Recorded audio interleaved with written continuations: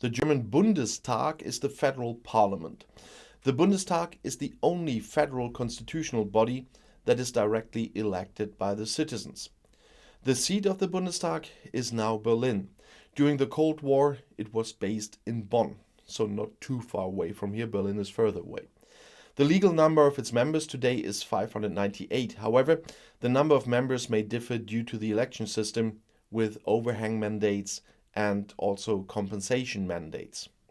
The current 20th Bundestag therefore consists of 736 members. First of all, legislation is the task of the parliament. The German Bundestag is thus the most important legislative body. It decides with the participation of the Federal Council all laws that fall within the jurisdiction of the federal government. The MPs and parliamentary groups of the Bundestag, just like the Federal Council and the federal government, can introduce new or revised laws into the Bundestag as drafts. Here the debate, consultation and vote on the bill takes place after a fixed procedure. Since the federal states have a substantial share of power in the federal system, the Federal Council, which is called der Bundesrat, is also involved in the legislative process.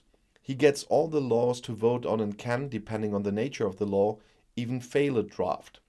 Later on, I will publish a video especially about the Federal Council as well, of course. As a directly elected representation of the people, the Bundestag, in addition to its function as legislator, has another very important task: to control the federal government. In order to carry out this oversight function, MPs must be able to obtain information about the work and intentions of the government. There are a number of rights and tools at their disposal, such as small and large requests, what we call them, or the current hour, which is like the PMQs in the UK. The Bundestag also forms committees whose task is to control the government. On the one hand, these are the standing committees whose primary task is to participate in the legislation. But it also includes special bodies such as the committees of inquiry, which are used almost exclusively to control the government. And when it comes to money, the Bundestag has a decisive say in the matter. This can be seen in the committed budget debates, in which not only the budgets of the individual ministries, but also the fundamental political line of the government are discussed. The German Bundestag has the budget right. It sets the budget in which all federal expenditure must be disclosed.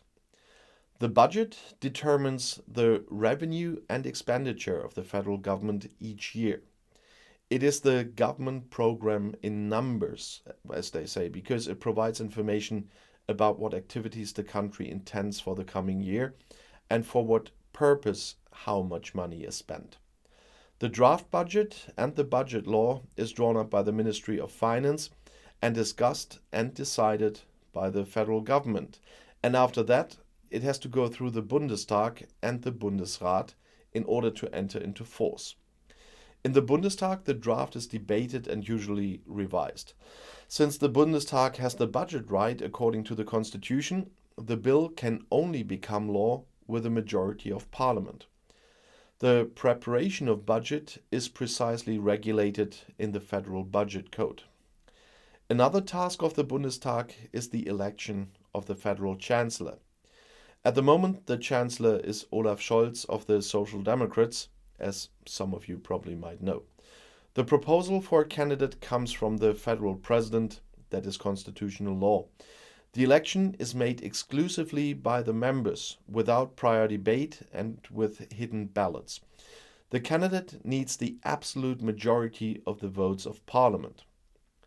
After the election, the new Chancellor is appointed by the Federal President and sworn in the Bundestag. He or she now has the opportunity to propose his or her ministers. Also, the deselection of the Federal Chancellor is only possible by Parliament, with a so-called constructive confidence vote. To do so, it must elect a successor with a majority of its members and request the Federal President to dismiss the Chancellor and appoint the newly elected. The President, by the way, must comply with this request.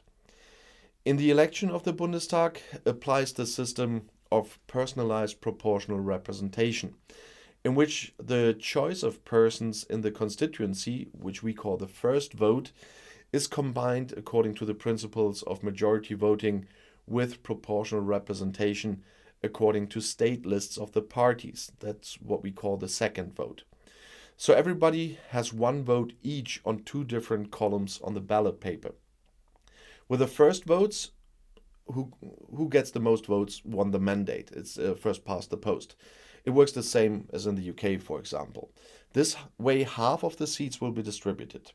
Therefore, there are 299 constituencies in Germany.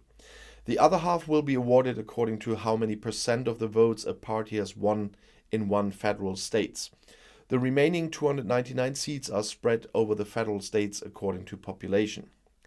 The distribution of seats will only take into account parties who have received at least 5% of the votes cast or have obtained a direct mandate in at least 3 constituencies.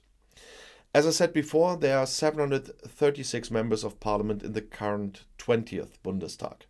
And just to make it complete, I want to give you the seat distribution. The Social Democrats, the SPD, has 206, the CDU-CSU 197, the Greens 118, the Liberals 92, the Fascists have 80, the Left has 39, and there are 4 members without a parliament group. And if you want to know more about the German constituency, about German politics and so on, the next video is right here in the end screen for you, and I'll see you there. Bis gleich.